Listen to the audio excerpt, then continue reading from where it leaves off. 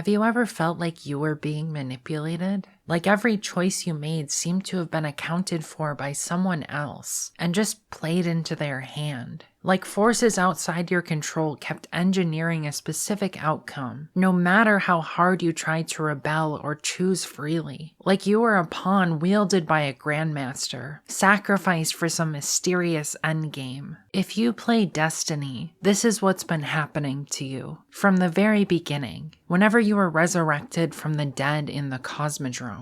The central theme of The Edge of Fate is that the player guardian is unwittingly at the center of a massive conspiracy, spanning 1,000 years in the entire solar system. The fate of every living being in Sol has been engineered by eldritch gods that operate across time and space, called the Nine. If you want to understand just how deep this conspiracy goes, come on a journey with me as we explore the nature, secrets, plans, and prophecies of the Nine for the past, present, and future. We're not out of the game yet.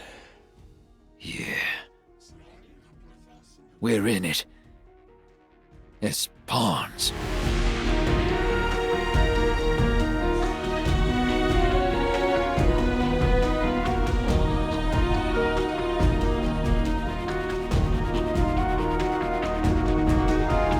To understand the Nine's plans, you first need to have a working theory of what they actually are. Thankfully, this is well-established information, dating back to a lorebook from Season of the Drifter called Dust. Dust follows a cryptarch in training named Lavinia, who is driven by obsession to search for the truth behind the Nine. Her investigation leads her to the gates of Cocytus in the Reef, where she enters a portal to escape an awoken patrol. Lavinia finds herself transported to unknown space, where she meets the Nine. Rewarding Lavinia for her courage, the Nine reveal themselves and declare their nature.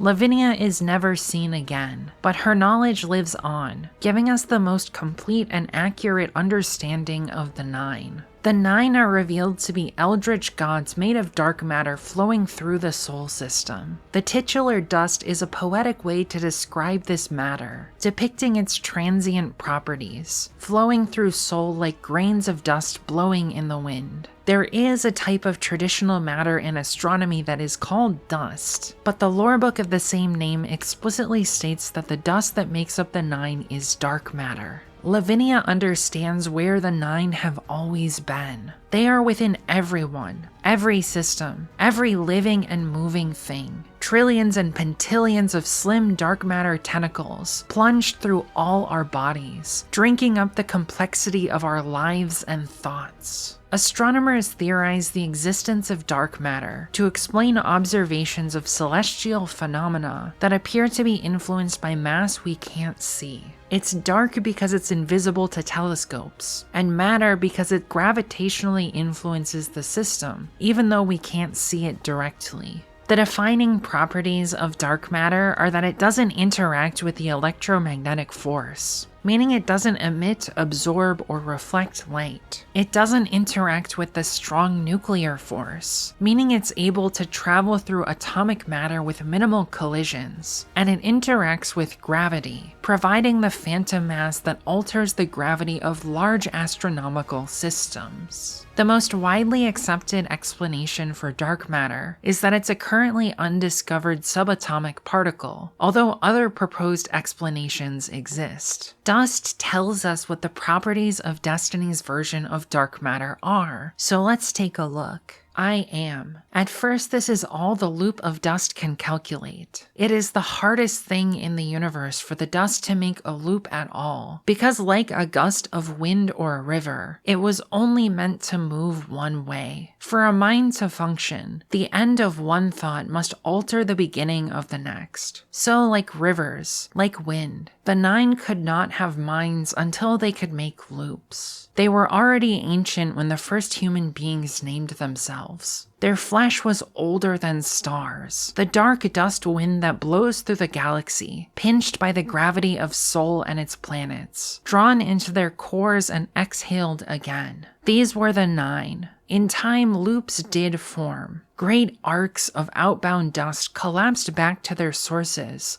to create circuits of shadow. The thickening and thinning of these circuits were the first thoughts of the Nine. They dwelt in massive indifference, unborn primordial gods. There was no force among them except gravity, no structure except the distribution of mass. Their hearts were in the cores of worlds, but their farthest streams faded out into the turn of the galaxy. But life arose on the worlds at the heart of the Nine, tiny complicated motions of ecosystems and metabolisms and computations. That life left mass shadows in the wind of the Nine, plucking at them like harp strings. From these trembles of structure, the Nine learned to seed enormous resonating waves, thoughts vaster than worlds. This quote specifically says that there is no force among them except gravity, which directly specifies that the only fundamental force the dark matter that makes up the Nine interacts with is gravity. If it doesn't interact with the weak nuclear force, pretty much every candidate particle from the standard model of particle physics can be ruled out. Particles that only interact with the gravitational force would be collisionless and require new physics beyond the standard model. According to Dust, the Nine are made of interstellar dark matter that is captured by the formation of the Sol system, causing it to form loops centered around Sol's most massive worlds. These loops increase in number and complexity after the birth of life on those worlds, as the small complex masses gravitationally disturb the dark matter, creating intricate structures that coalesce into conscious minds. This makes the computational strength of each mind dependent on the life of Sol and its mass shadows, the tiny gravitational forces they generate that increase the complexity of the dark matter's loops. Dust also explains how these brains communicate information. Information is carried through the loops in waves, which causes the dark matter components to subtly increase and decrease in density. The imminent lore book from the Desert Perpetual provides more detail about this process. Fine strands of dark matter move around me and through me. How do we solve the hard problem of consciousness? One theory suggests increasingly complex electrical wave patterns, sustaining those complex waveforms through an affected substrate. Electrical impulses through brain matter. Another kind of impulse through dark matter. Vast, dispersed minds. Gravity's reach is long and greedy. The sun's dragging influence on space-time barely wanes before Proxima Centauri asserts itself. These consciousnesses, finely spread across such a distance, must work within the dimension of time in a way that differs from the Vex. Else, a single thought would take years to vibrate across their superstrings. The waves in the loops of dark matter are compared to the electromagnetic waves that make up the signals that transmit information across the human brain. However, a human skull pales in comparison to the scale of the Nine. They stretch across the entire solar system, from the sun to the distant reaches of the Oort cloud. This is so large that it would take light several years to cross from one end to the other. This quote discusses the timescale of years, which implies that the Nine's thoughts travel at the speed of light, like the human mind. However, in Dust, the Nine are implied to be composed of cold dark matter in an entry called the Stacks. The defining feature of cold dark matter is that it travels at non-relativistic speeds. This means it would take tens of thousands of years for a single particle to travel across the diameter of the Nine at the absolute fastest. Since the only force the dark matter interacts with is the gravitational force, these thoughts, the thickening and thinning of the dark matter, must be carried by gravitational waves, which travel at the speed of light. Gravitational waves stretch and compress space and time itself on tiny scales, and are generated by the motion of masses. I believe we see the gravitational waves that transmit thoughts through dark matter of the Nine, distorting the various planets beyond Earth in the opening cutscene for The Edge of Fate, as the Guardian flies beyond them on their way to Kepler. Each wave distorts the light reflecting off of each planet slightly. I believe this is an artistic depiction of gravitational waves from each of the 9. Notably, we don't see the wave effect on Earth, which is foreshadowing the climax of the Edge of Fate. More on that in part 2. This passage also mentions that the 9 have a non-linear relationship with time, which is used to justify the processing speeds of the 9's minds. Even allowing information to travel across their minds at light speed wouldn't be fast enough for them to have thoughts and carry out conversations on human timescales. It would take years to fully process a piece of information. More on that later. Dust describes the 9's awakening, becoming self-aware. So the 9 awoke, and in time they understood that they were as fragile as they were mighty. For if the life that seeded their thoughts ever passed away, they too would vanish. They had no eyes to catch light. They had no ears to hear. And yet they turned their wills upon the alien world of matter and strove to learn, for they knew they had to protect their hearts or die. The 9 don't have bodies of traditional matter, so they cannot manipulate objects in the same way an animal would. However, they are dependent on the life of soul continuing to exist, so they're forced to care about the well-being of a parallel ecosystem they are unable to directly interact with. They find indirect methods to engage with matter, hoping that their actions will help the life of soul survive. The 9 wouldn't have traditional sensory organs, as the only force that interacts with their bodies is gravity. This means their only interaction with and sense of what is occurring in the world around them would come from interpreting the gravitational forces upon their particles by each of the masses in soul, and the gravitational waves that distort the space-time they inhabit. This would be a Kafkaesque existence, your senses constantly assaulted by fluctuations in gravity, exposed to intense noise at all times. If the 9 could perceive living beings on those planets like the lore implies, they would need to have incredibly fine-tuned senses, able to process a cacophony of noise to focus on a single event. Each member of the 9 has an identity based upon the world their body is most gravitationally influenced by. The member of the 9 for the sun is called 9, while the other 8 members are named after the number from 1 to 8, corresponding to their planet's position. 1 is Mercury, 2 is Venus, 3 is Earth, 4 is Mars, 5 is Jupiter, 6 is Saturn, 7 is Uranus, and 8 is Neptune.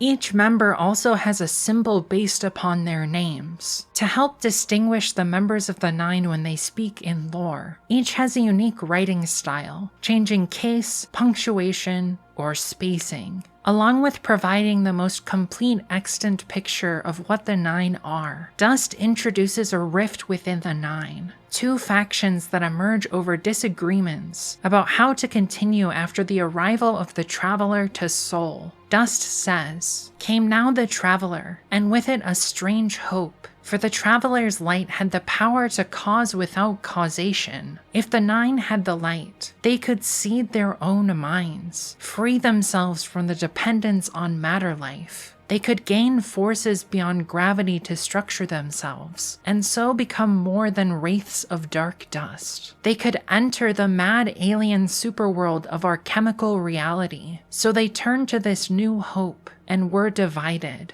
One faction sent Zur and Orin to study the Guardians and the Light, to seek the secret of effect without cause, and to protect the source of that secret, the last source, now that the Ahamkara are gone. Those 5 played at alchemy with the Cocytus Gates, turning dark dust into energy and then into matter. But they could not unlock the secrets of our mad existence. They needed ambassadors, go-betweens. The other faction walks a different path, a path of folds and needles slipped through space-time itself, existential syringes yielding new spaces to be remade as the 9 desire. They have tried to gather enough dark dust in one place to form a black hole and found it difficult. When the dark mass collapses in gravity's fist, the dust passes through itself and scatters. But difficult is not impossible, and there is far, far more dark matter in the universe than bright. They will find a way to make new worlds of it. They will end their dependence on life and on the light of guardians. The introduction of paracausal forces to Soul caused by the arrival of the Traveler allows the Nine to work towards escaping the prison of their dark matter bodies and begin influencing the world of matter, because paracausal forces break cause and effect, violating established laws of physics to produce magical effects. The two factions agree on their larger goal, to end their dependence on the mass shadows of Soul's life, but disagree on the method. The first faction wants to use paracausal forces to transform their bodies into traditional matter, while the second faction wants to create new worlds that they control out of dark matter, allowing them to seed the worlds that influence their minds. The first faction wants to integrate themselves into the physical non-dark matter world, while the second faction wants to separate themselves from that world. Prior to the Edge of Fate, it was unclear which members were part of each faction. The Edge of Fate erases that ambiguity by naming the two sides. Oren says, "I think we're dealing with the inner orbits. Dangling an answer from a string is as clear as they get. Sun through Mars. The Nine are tethered by sentience and Soul's celestial bodies. They have a lot of time to bicker. The inner want to talk, the outer less so. It's an impasse." Oren names the sides the inner orbits and outer orbits. From this, we can infer that the faction who wants to integrate is the inners, or 9, 1, 2, 3, and 4, while the faction that wants to separate is the outers, or 5, 6, 7, and 8. Now that we know who is who, we can return to the Nine's relationship with time. Oren explains this in the Paper Crane side quest. "We are dealing with two separate problems connected by the Nine. Dark matter, which is what they are, and time, which is what they shift. Dark matter can usually only be experienced, not observed. Think of wind, or scent, invisible but detectable. Shifts in time, though, are harder to sense. We are drawings on a piece of paper, and without us knowing, that paper is being folded into a crane. We can seek their hands all we want, but we can't fold the paper." She later elaborates. "The Nine exist outside of time. When one intervenes in our dimension, it can cause tears in space-time, pull things through. A hole punch in our paper crane."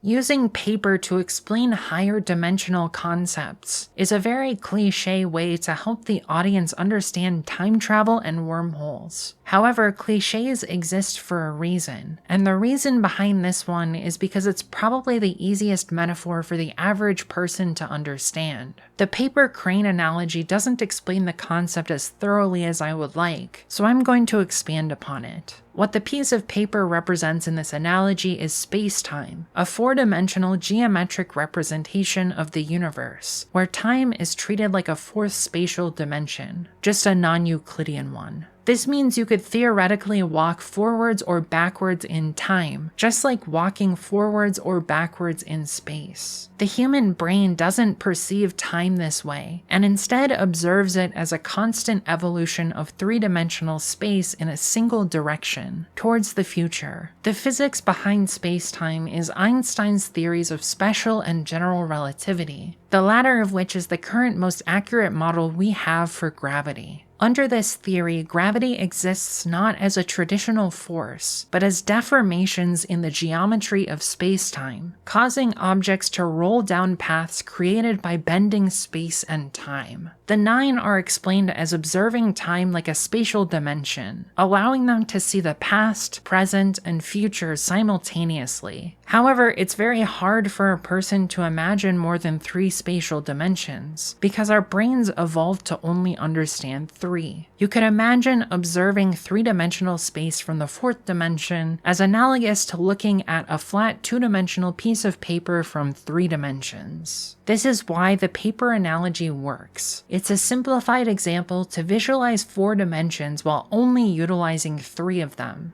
The short axis of the paper represents 1 dimension of space. Moving up or down along that direction would correspond to moving spatially. The long axis of the piece of paper represents the dimension of time. Moving along it represents traveling forwards and backwards in time. Folding the paper into a crane represents deforming spacetime into complex shapes via gravity. This creates paths for objects to fall down like gravity. If you fold the piece of paper in half and punch a hole in it, you have connected a point in the present with either the past or future. If you fold it the other way, you've connected 2 distant points in space. In Destiny, the 9 are able to fold the paper of space-time and punch wormholes that send things from the past to the future. They are able to manipulate space and time in ways that are hard for humans to interpret. The 9 are explained as able to perceive all of time at once. There isn't any known intrinsic property of dark matter that necessarily means beings made of it would have a nonlinear relationship with time. However, it feels very fitting that a being made of a particle that only interacts with gravity would have a relationship with time that incorporates properties of the mind-bending geometries of general relativity. We can also return to the imminent excerpt we looked at earlier, which uses this nonlinearity to allow the 9 to produce thoughts on human timescales, even though their brains are light years across. Time travel is a well-established part of Destiny lore, dating back to Destiny 1, where it's utilized by the Vex. The Edge of Fate defines a rule about how time travel works in Destiny. In Quarantine, Ghost says,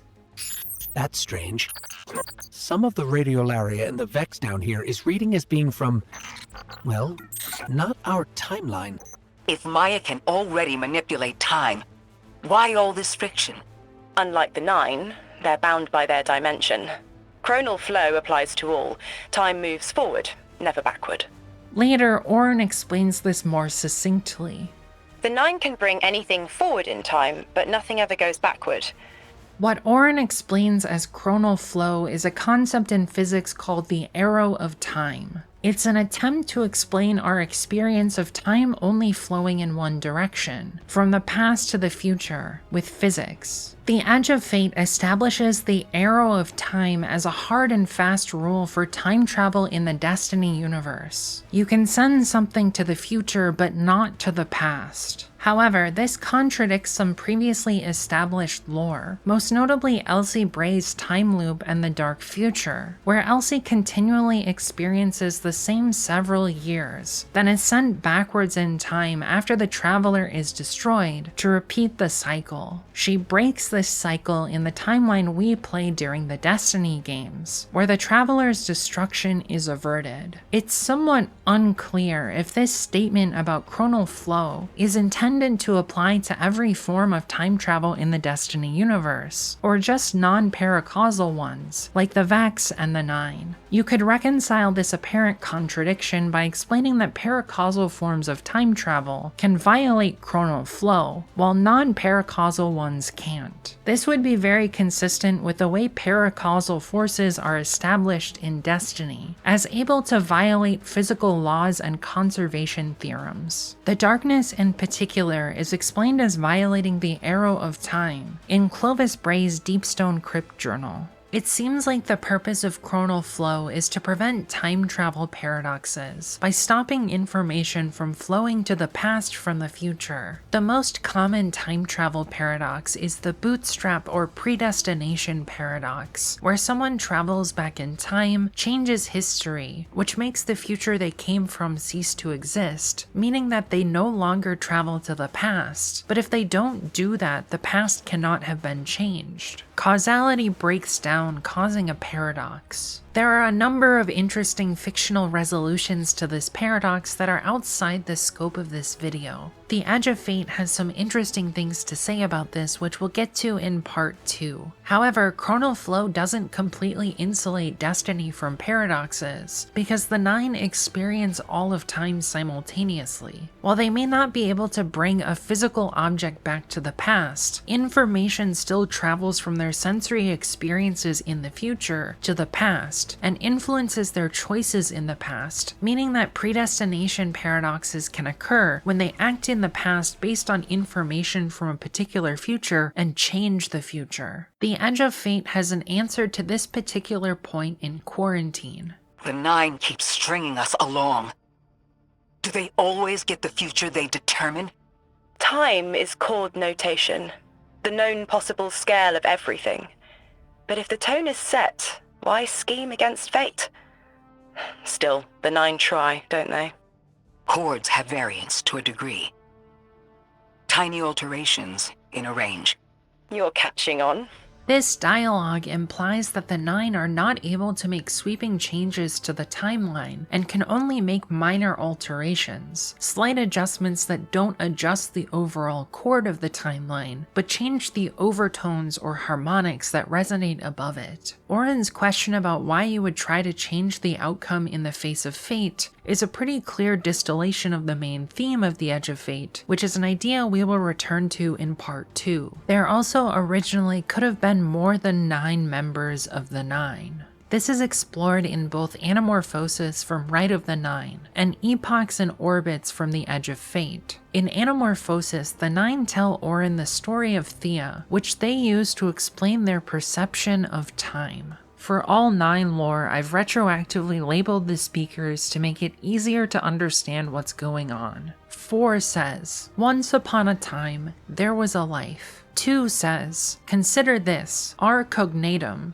Thea." 4 says, "Each thought, the Herculean effort of a millennium. See now the vast span of its life." 2 says, "So Thea lived until misfortune led it here, caught by my gravities." 8 says, "Mutual attraction equals utter annihilation." 4 says, "For Thea, a scream lasting 1,000 years, a struggle against 1,000 clinging tendrils." 8 says, "Until at last, a fated meeting with dearest 3. 3 says, "Agony, shearing, crashing, tearing, part of myself, my thoughts, my life, torn away, floating brain, dead in my sky." 2 says, "Thea's foolish parasite components, unaware to the last." 4 says, "That great stone-hewn form, that eon-enduring mind, gone in one red meat pump of sticky noxious fluid." 8 says, "Each life snuffed equals a thought scattered, equals awareness chipped away." 2 says, "A mere moment in your limited perception, but for one of us, a dying cry, stretching forever and ever and ever and ever and ever and ever."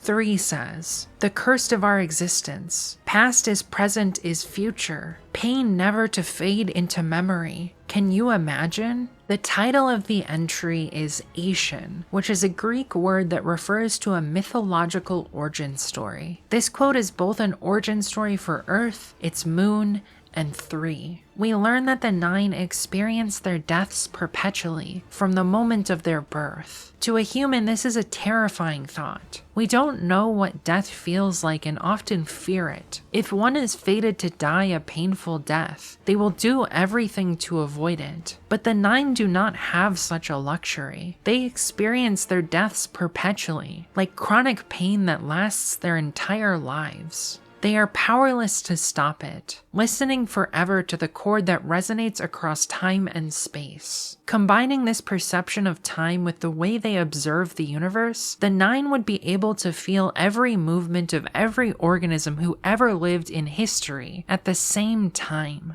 Just imagine trying to make sense of or interpret that. It would be so loud all the time. No wonder the Outers are so misanthropic. Their entire existence would be the most extreme form of overstimulation I can even imagine. Lavinia's horror at the Nine's existence doesn't even begin to do it justice. I want to stop for a moment to take in what the Nine are. They are incomprehensibly large, having bodies made of loops spanning light years, and yet they are also tiny, made of subatomic particles too small for us to observe individually. They are invisible, yet they influence the gravity of the entire solar system by providing phantom mass. They are creatures of contradiction, operating on the largest and smallest scales of the Sol system simultaneously. The fact that their particles are collisionless means that they phase through the matter of the system, flowing in and out of the cores of all mass within Sol, including planets, the star, and even individual life forms. Functionally, they exist in a parallel plane of existence laid on top of ours. This is why I call them eldritch gods. They are incomprehensible to us, having a form that is completely alien to us, immensely vast and powerful, while simultaneously being weak. They are ancient, as old as the Sol system, but have barely interacted with the matter world with small pushes and tiny manipulations. They experience the past, present, and future simultaneously. The Nine are awesome creatures to behold. Thea is a hypothetical protoplanet that comes from a theory for the origins of the Earth-Moon system called the Giant Impactor Hypothesis. It would have been roughly the size of Mars and existed in the orbital path of Earth. Aishan even gets the hypothetical details right. One explanation for its collision with Earth is that its orbit was destabilized by Venus. After the collision, parts of Thea and Earth would have combined and eventually coalesced into Earth and Luna. Thea would have lived a short existence, a protoplanet that coalesced from matter within the stellar nursery where Sol was born, when the system was much more chaotic and dynamic, as each celestial body carved out an orbit for itself. During this period, many of the celestial bodies would have undergone rapid gravitational interactions and collisions that eventually stabilized into their modern compositions and orbits. This parable implies that the various members of the Nine started forming during this period and underwent chaotic development alongside the planets that influenced them. We even learn that there was non-sentient life on Thea, seeding their consciousness. Thea was killed in the cradle in order for 3 to survive. This means that there could have been a member of the Nine for every planet-sized object, and their roster would have been more than 9. One of the leading models for the formation of the solar system, the Nice model, implies that originally there were 5 gas giants, one of whom was ejected into interstellar space as the other 4 jockeyed for stable orbits. This implies that the 9 have a 10th sibling who did not die, and was instead forced to live a solitary existence, tied to a rogue planet in interstellar space. The existence of only 9 implies that the formation of a member of the 9 is dependent on the International Astronomical Union's definition of a planet. There are 2 criteria that are relevant here. The first is that the body has achieved hydrostatic equilibrium, meaning that the force of gravity holding the planet together is balanced by the pressure of that object, creating an ellipsoid, while the second is that the body has cleared its orbit, meaning it completely dominates the gravity of its orbit and there are no similarly sized bodies within its path. This means that independent members of the 9 could not form from the moons of the gas giants, some of which are large enough to have achieved hydrostatic equilibrium, and even larger than some of the other planets, like Mercury, but are dominated by their parent planet's gravity. It also explains why the dwarf planets like Ceres and Pluto do not have associated members of the 9. However, Thea complicates this notion. The collision with Earth implies it probably didn't clear its own orbit, but this isn't a certainty. If Thea would not have cleared its orbit, it wouldn't meet the IAU definition of planet. It would be no different than Pluto.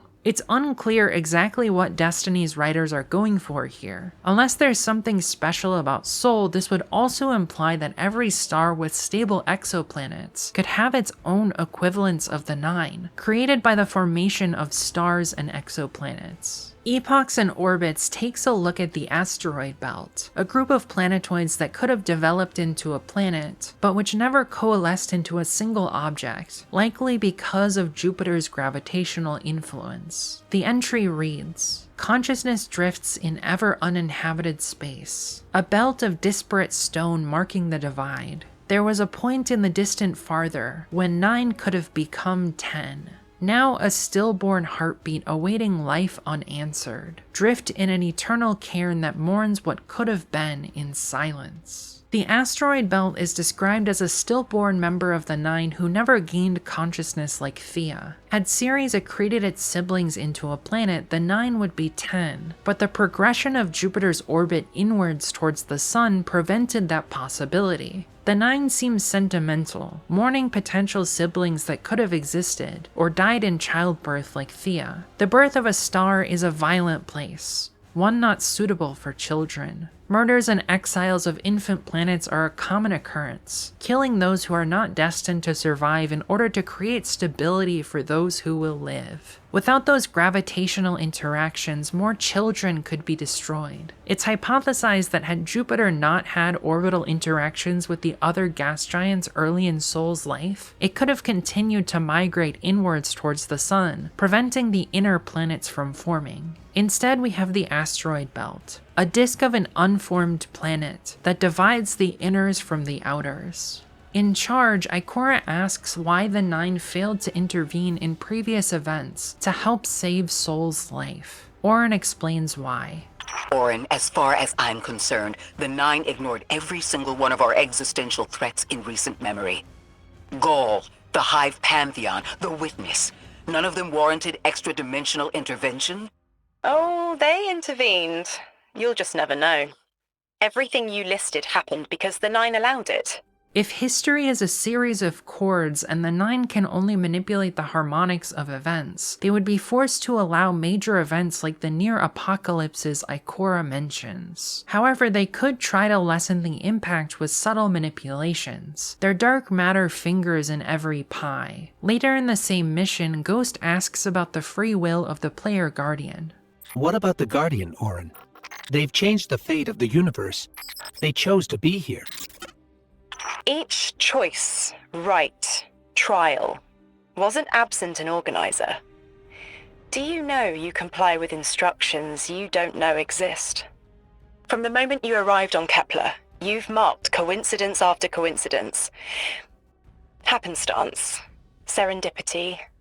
The brush of a spider web against your cheek may as well be chiseled slabs to the 9. Supposedly, the Guardian has free will and uses their paracausal powers to change the fate of the universe, but Orin's response seems to imply the Guardian's choices to defy fate were simply part of their fate, a timeline organized by history subtly altered by the 9 in order to suit their conspiracies. The Guardian has been played as a fool, their will and choices accounted for, ironically robbing them of that destiny by setting the stage in a way that forces them to make a single choice. They always choose survival, defeating the monsters that threaten the lives of Sol, including Oryx, Gaul, and the Witness, one existential threat after another. The Guardian is chained by the biological imperative that compels them to prefer existence to non-existence, evolution and the winnower's logic. They exist in a strange superposition of free will and determinism, making their own fate by choosing the one choice that anyone would make, to continue fighting to live, to survive. In Calculus, Orin provides a distinction between the Vex's manipulation of time and the 9's. Why would the Vex need the 9 for shielding? I've seen a Minotaur phase through time to dodge an attack. Against something paracausal, that phasing is a coin flip. The 4th dimension doesn't have that hindrance. Knowing the 9 can subvert our agency is bad enough. But you're saying they can predict futures the Vex can't? The Vex find a future that suits them. The 9 engineer one through. Intermediaries and pressure. Surely they follow some rules. The Vex are described as choosing from alternate timelines the one that best suits their goals, and bringing that timeline into the universe. This fits with their modus operandi of simulating countless futures in order to pick one where they win. In this framework, they are not time traveling, and instead picking and choosing, merging alternate realities that suit their goals with this timeline, instead of choosing from several options that already exist across the multiverse. The Nine are creating new timelines from scratch, bending the harmonics of history into new events without consulting alternate realities. They weave webs of conspiracy through pressure campaigns and subtle manipulations. The Nine get other people to create their desired outcome without ever knowing they've been marionettes wielded by a puppet master. It's time to peer deep into the spiderweb the Nine are building in Soul and see what conspiracies they engineer.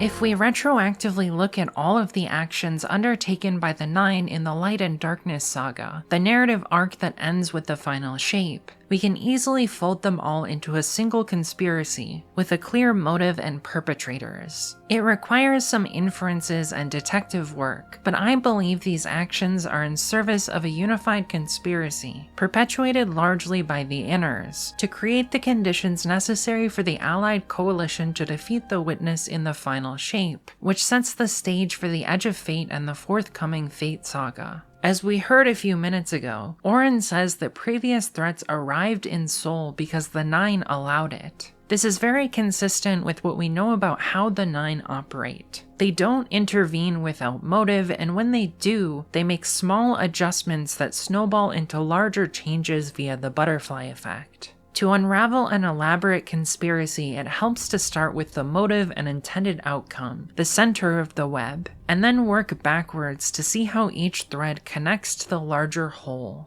Stories about conspiracies usually save this information for the climax, a grand revelation that retroactively puts the puzzle pieces together. I've already told you my theory about who and what, but not why. For that, we need to look at the Division, a lore entry from episode Heresy that shows us the Nine's reaction to the Witness's defeat. 3 says, "Our children live, the threat of Soul defeated. We remain, we remain." 6 says, "A foolish thought. A threat defeated is our opportunity wasted. We remain bound." 1 says, "Such cruel exaggeration. Can we not engage in elegant conversation as we used to? How can we be prisoners when we need sapience to ensure our survival? Do we not exist in response to their being?" 5 says, "The final shape thwarted by the light creatures. The necessary idiocy of the Witness non-viable means of escape."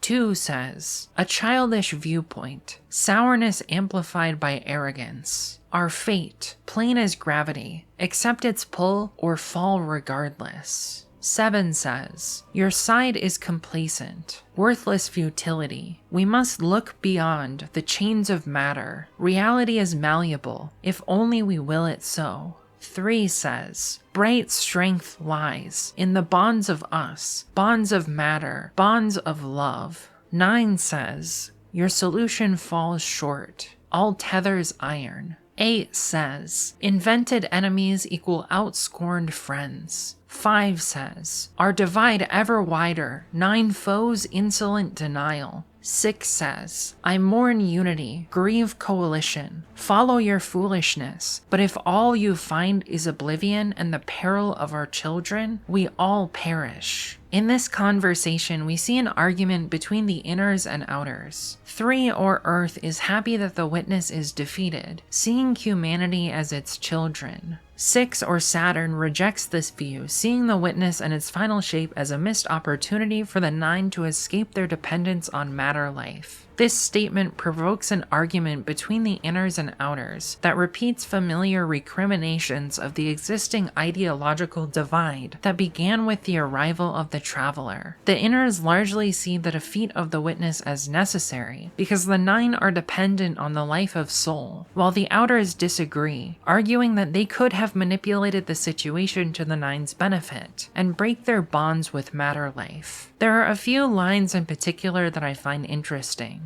The first is when 9 says, "Your solution falls short. All tethers iron." This is interesting because it comes immediately after 3's declaration that the future of the 9 lies in the bonds of matter, implying either that the 9 should become matter themselves, or that they need to use matter life to achieve their goals. Prior to the Edge of Fate, I thought that 9 was responding to 3, meaning that they are against the matter life solution, which would make them part of the faction we now know is called the Outers. However, this isn't true, as in the Edge of Fate we learn that 9 is one of the Inners. I think there are 2 explanations for this. Either 9 is responding to 7, who spoke before 3 and called the Inners solution futile, or 9 is commenting on 3's personal conspiracy which we see unfold in the Edge of Fate. Saying "all tethers iron" makes me lean towards the second explanation, meaning 9 has seen the future and knows that the events of the Edge of Fate will not be enough to save the 9 and give them the future the Inners want. More on that in part 2. 6's final lines are also of interest because they seem to give the Inners their blessing to explore their plans, but remind them that if they fail, the Children of Soul will die, causing the 9's deaths. This is a rhetorical strategy designed to cast doubt on the Inners' plans and get the last word, making it seem like they agree, while also implying that the Inners' plan won't work.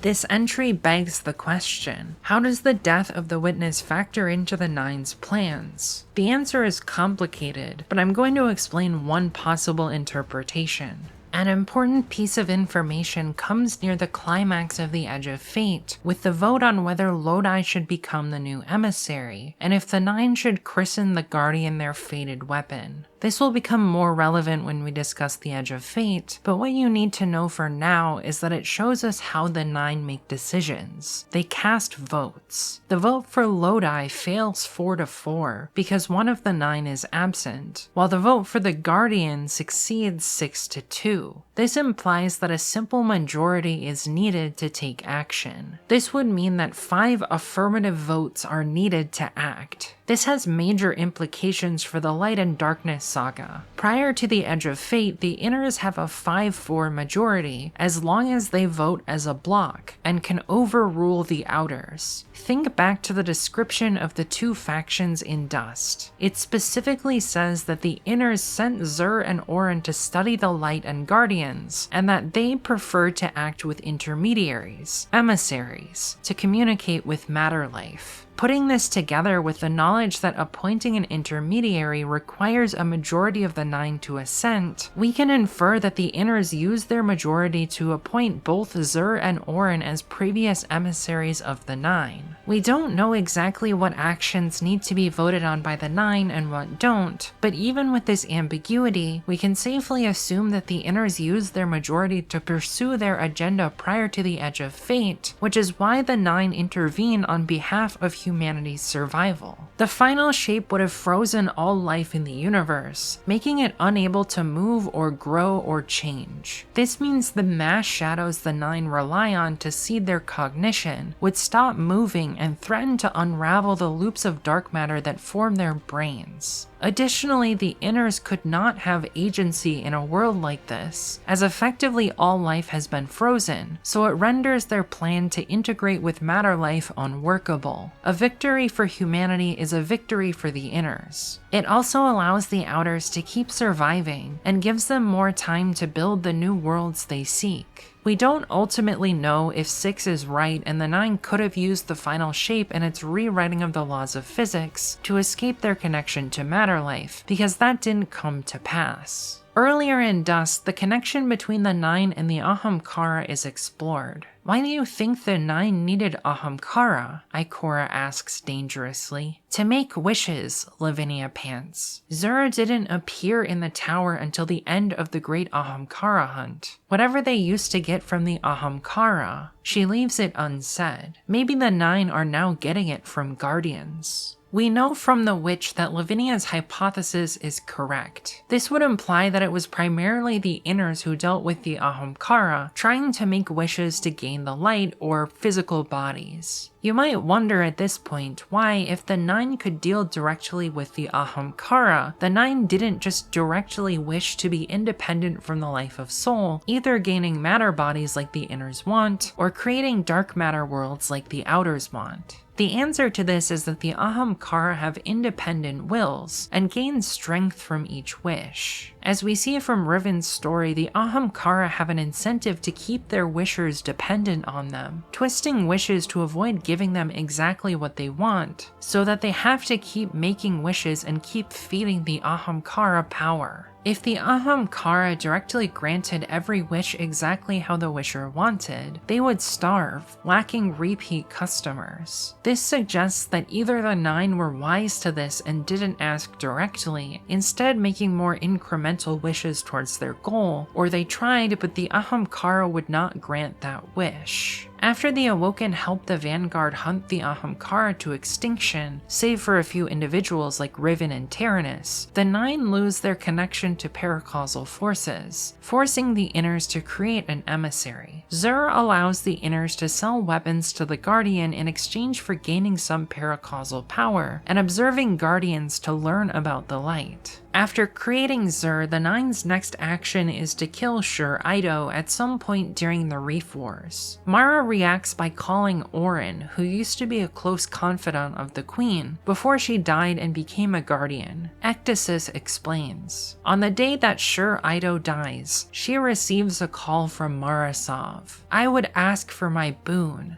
the Queen says with shaking voice. It is the first time she dares to trust a Guardian. It will not be the last. I need to know who killed her, Mara says. To know or to see them killed. Mara's grief and anger blaze across her face. Mara says, first, to know. She gives Orin the strange coin that the search party found on Shur's body. I'm not sure it was a murder. The search sends her deep into a sublunar cavern, where she finds no enemies but instead clouds of steam, and a half-man with grasping tentacles where his face should be. Forgive them, he rasps as she crushes his windpipe in her fist. Who? She snarls, tightening her grip. His face writhes with growing urgency, reminding herself that she came here for answers first and vengeance second. She pushes him away. He staggers, steadies, reaches into his robes to draw something out. Orin, Gol warns, but she's already seen it. She hefts her warhammer and strikes him hard in the chest. He caroms off a dewy boulder with a sickening crunch. That is his spine. He will never stand straight again. And as he hits the ground, a tarnished silver jar slips from his fingers. Orin uses a hunting knife and brute strength to puncture the jar's dented lid. She turns it over and pours a thin stream of pale gray powder into her gloved palm. Dust returns. It ever returns. The man chuckles wheezily. She looks up and he is gone. It's unclear from this entry whether Mara has already made contact with the Nine prior to Shur Ido's death or not. Mara seems to have some idea of what's going on, given that she says she isn't sure that it was a murder, which leads me to believe she already knows about the Nine at this point, and potentially has already made deals with them through Zur. Ecdysis doesn't show Mara making deals with the Nine prior to Orin's appointment as emissary to replace Zur during the Red War, but we do know that Mara has been in contact with the Nine at least since Destiny 1. Shur Ido's death at the hands of the Nine via Zur serves three possible purposes. The first, which is the most obvious and supported directly by Dust, is to set Orin on the path to become emissary. The others are more dubious. The second is to set up the events of Forsaken, which we know the Nine intervene in, as we will see shortly. Shur Ido needs to be dead in order for Petra to be appointed Mara's Queen's Wrath, which then leads to her ruling the Awoken as regent in Mara's absence between the Taken War and Forsaken. It could also be retribution for Mara's role in the Ahamkara hunt, forcing the 9 to appoint an emissary. The weakest motive is to set Mara on a path to making deals with the 9, as it's unclear exactly when this begins and if it's dependent on Shur's death or not. We know for sure that at some point prior to Destiny 1, Mara becomes acquainted with the 9 and starts making deals with them, allowing the 9 to study her paracausal power in exchange for strengthening the Awoken's power and position in the Reef. The reason we know Mara has an established relationship with the 9 by the events of Destiny 1 is the Grimoire card for the Queen. It reads, "The Archon Priest has been retired, my queen," said the witch to her right. "More of your brother's crows have entered the cauldrons of Rhea." The witch directly before her spoke with a dry buzz. "The 9 do not approve." She stopped a moment to study the sealed face of a cell. "Send them one of our prizes, something to commemorate our mutual victory. And which of your prisoners would you gift?" If she paused to think, it was only for an instant. "Send them Skolas." A lovely gesture.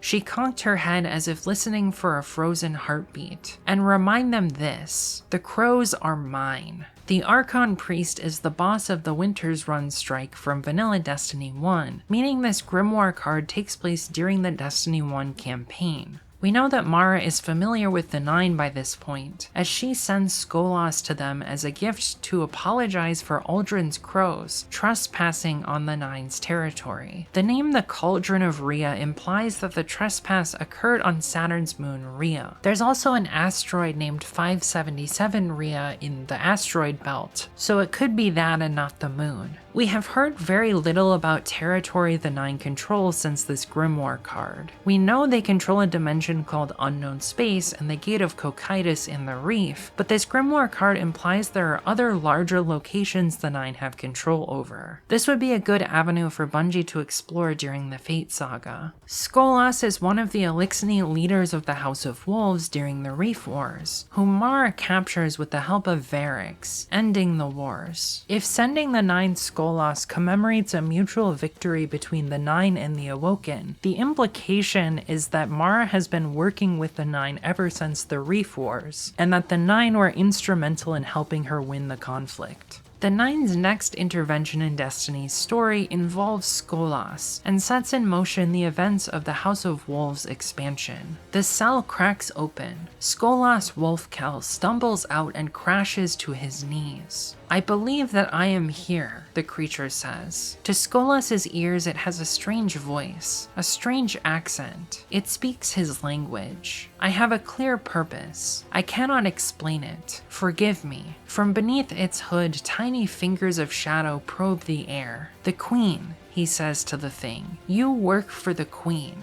"The 9 made me aware of my purpose," the creature says. "If I am here, then it is because the Queen sent you to the 9, and they wish you sent back." "The ship will be yours," the creature says. It hunches over itself as if burdened by its own shape. "If you speak, you will be heard. I will go now. You are free." He tries to follow it. He fails. Somehow it is gone. He goes up to the throne room and sets his weapon down on the great seat. Skolas Kell of Kells goes to the ship's comm and looks for the sign of a servitor, for the way to plot a course. The 9 release Skolas and have Zur give him a catch, which he uses to attempt to retake the House of Wolves from the Awoken and become Kell of Kells. The 9 are the sole cause of the events of the House of Wolves expansion. In terms of motive, this is a little bit harder to unpack, as it could be related to unseen dealings with Mara. My best guess is that this is done in order to push the Awoken closer to the Vanguard, to start building the relationship that will become important during the events of the Taken King and beyond. Particularly the connection between Eris Morn and Mara Sov is required to enact the plan that leads to Oryx's defeat in the Taken King. The 9's next action is one of their most infamous, and is highlighted in dust. In passing, Lavinia sees the entire history of the Queen's interactions with the Nine, more than anyone expected, and more vital. She sees how one of the Nine blinded Guardians to Gaul's approach, risking everything, for Gaul would have destroyed the sun and the Nine with it, to learn how to steal the light. She sees how that one was punished. This explains why the Vanguard didn't see Gaul and the Red Legion coming until they were already in the last city, allowing the Red Legion to take the system and the light. This event has a couple of different explanations in lore. The one in Dust is that one of the Nine, presumably an unnamed member of the Inner Orbits, wants to learn how to steal the light from the Traveler. However, gambling with humanity's fate seems in character for 5 or 6, because they seem to be the most misanthropic members of the Nine, so I could buy it being one of them and not the Inners. It's interesting that we learn this member of the Nine was punished, presumably as the result of a vote by the other members. If it was one of the Inners, at least one of the Outer Orbits would have needed to vote against party lines to punish them.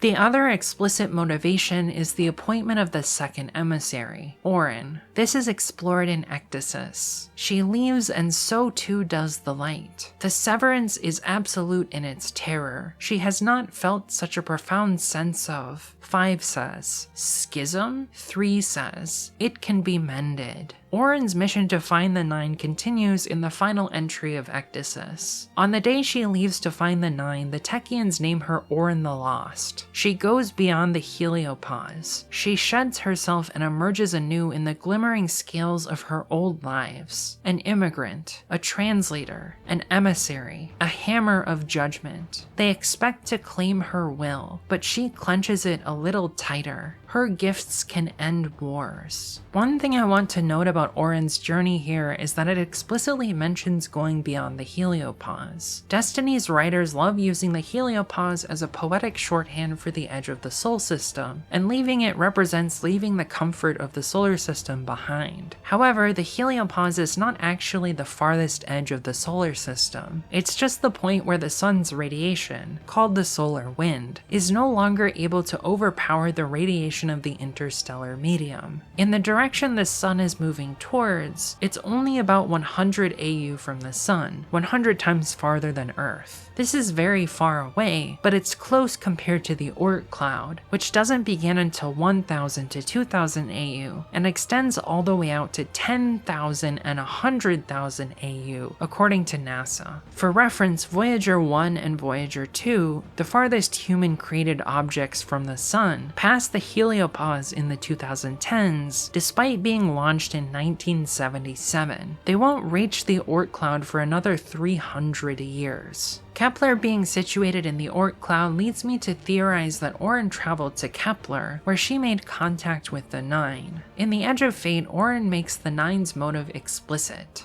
I told him to go to the city, but he died. He was killed when the light was severed. It was petty. They grabbed the network with careless hands and ripped it from the sky just to free me of my bonds. Orin, a war resulted from the event you're describing. They knew I'd send Gaul home, and so they saw our lights snuffed. Such effort. All for one little ghost. The rest to them is causation. Dismissible aftermath. Yeah, the Nine need water. They divert a river and kill everything downstream. You know it. I know it. I'm sorry they did it to you, too. Not all of them.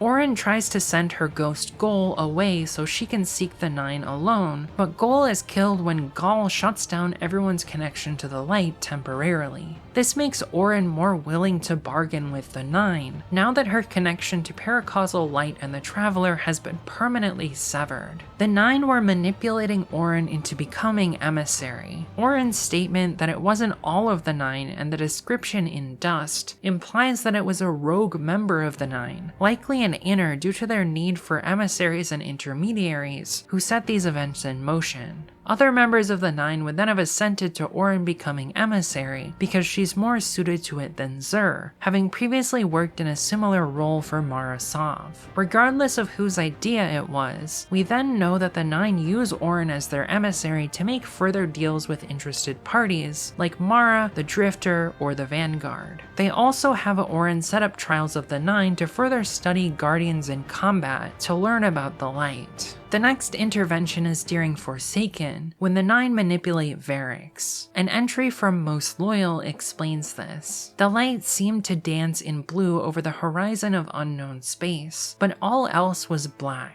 Tendrils seemed to grow with the light. Fear gripped Varix's mind, and for the first time in his life, he could sense judgment turned inward. Your will must remain your own, he told himself. You are the last Elixni of House Judgment. The destiny of your people is in your hands. You will save them. You will stand for the fallen. 4 says, you walk among them because you have failed. I walk among the children of Earth and the blessed of the great machine, the one they call Traveler, because they have been chosen. 4 says, for you the great machine is a dark mirror. Varix felt cold unlike he had ever known. Unbidden, memories rushed past him. He and his fellow scribes passing judgment in their soft, furred robes. Then the whirlwind, the elders torn apart, the pillaging of the house. Varix kneeling before a window, staring up at the great machine, watching it vanish. The long journey in the darkness, his flight to run with the wolves, his pleas to Skolas, the pact with Fikrul to sever Calyx Prime and secret it away, the Prime vanishing, and again, Fikrul on the horizon, preparing to give the fallen what they so rightfully deserve. 4 says, there is only one path left for you here, in a place where everything dies, and begins anew. With that, a new power burned, affording him the strength to rise again. Judgment cast. The screaming pulse of the prison alarm stirred Varix awake. On the comms, he heard Petra's voice. Cade had returned. 4 gives Varix a vision of his past and manipulates him, attempting to make him doubt his role serving the Awoken as warden of the prison of elders. They try to make Varix judge himself by reminding him of his past failures and grief caused by the great machine abandoning the Elixni and blessing humanity. The goal of these manipulations is to make Varix doubt the current state of affairs, working as a servant for the Awoken Queen, the species the Traveler blessed next after the Elixni, and who it refused to abandon even in the face of the Pyramid Fleet. This kind of manipulation is cruel because it's designed to cause self-doubt, hoping that it will cause conflict between Varix and humanity, exploiting the envy most Elixni feel for humanity, having the favor of the Elixni's god. Eventually this push works, and Varix becomes disillusioned with the future of the Elixni after the fall of the great houses in Sol. This causes Varix to abandon his post at the Prison of Elders, which allows for the prison break that results in Cade Six's death, the escape of Uldren and his scorned barons, and the events of Forsaken.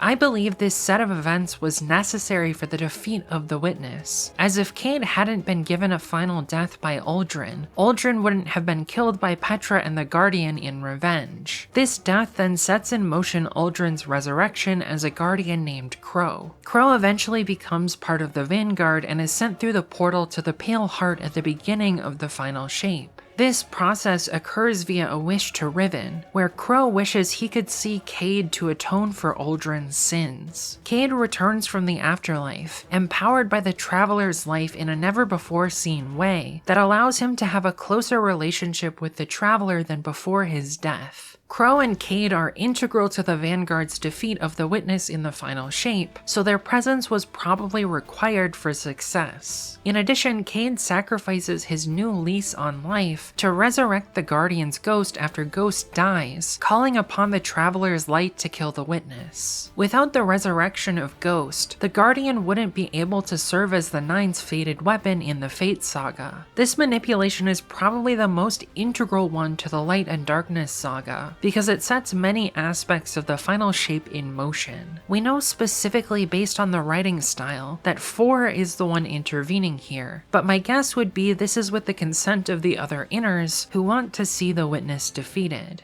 Prophecy is the Nine's final direct manipulation to set humanity on the path to defeat the witness. The opening dialogue says, A warlock and a dredgen ask a question. What is the nature of the dark? Our answer awaits you. Light and dark have met in the Sol system before. Perhaps this time, you'll change the outcome. In Prophecy, the Guardian enters the 9 realms in Drifter's Hall, along with Drifter and Eris Morn, to learn about the darkness as the Black Fleet returns to Sol. The emissary's words here are incredibly revealing. The 9 are answering the question in Prophecy in order to help the Guardian prevent a second collapse, as the first time light and darkness meet in Sol resulted in the destruction of humanity's golden age, the collapse. The end of the dungeon reveals the answer to the question. The 9 were utilizing both light and dark to fight the Guardian. Our mutual friend had a question. We all did. So we asked the 9. What was the answer? Isn't it obvious? Light and dark are means to survival. It's not about saints or sinners. The Vanguard wouldn't abide that answer. The 9's purpose in Prophecy is to help nudge the Vanguard towards the symmetry. Ulan Tan's belief that the light and darkness are amoral forces that can both be used for moral or evil ends. This helps set humanity on the path to accepting the use of darkness in Beyond Light. After Prophecy, Eris and Drifter lead the charge to encourage Guardians to use the darkness for good, guiding them in order to ensure that the darkness is not used for evil. Eris takes the idea that light and darkness will allow humanity to survive their encounter with the Black Fleet and the Witness very seriously, and starts to write letters to important figures in Sol, urging them to use both light and dark to save humanity. The Vanguard initially resists this idea due to lingering Dark Age taboos against the darkness, but relents, coming to see it as necessary to defeat the Witness. If Guardians hadn't started using Stasis and Strand to fight their enemies, they may not have defeated Aramis and Callus, leading the Witness to successfully enact the final shape. Additionally, it makes the Guardian willing to use the fusion of light and darkness, prismatic, which is an important tool the Traveler gives the Guardian to defeat the Witness in the final shape. The 9's backing of Drifter and creation of Gambit serves a similar but less direct purpose than Prophecy. Drifter is sent to the last city to set up a game called Gambit, where Guardians bank motes to charge generators that summon powerful taken primevals. Banking these motes powers a paracausal hull the 9 give to Drifter and place behind his ship. After getting the game set up, the motes begin flowing, giving Drifter greater power via the hull. A lore entry explains, spectral analysis from multiple ghosts participating undercover in Prime and Reckoning confirms that the impossible world at the heart of the hull is located in unknown space. Further, these primevals differ in their literal elemental composition, low SNC, high ambient lambda CDM. Number 1315 has harnessed his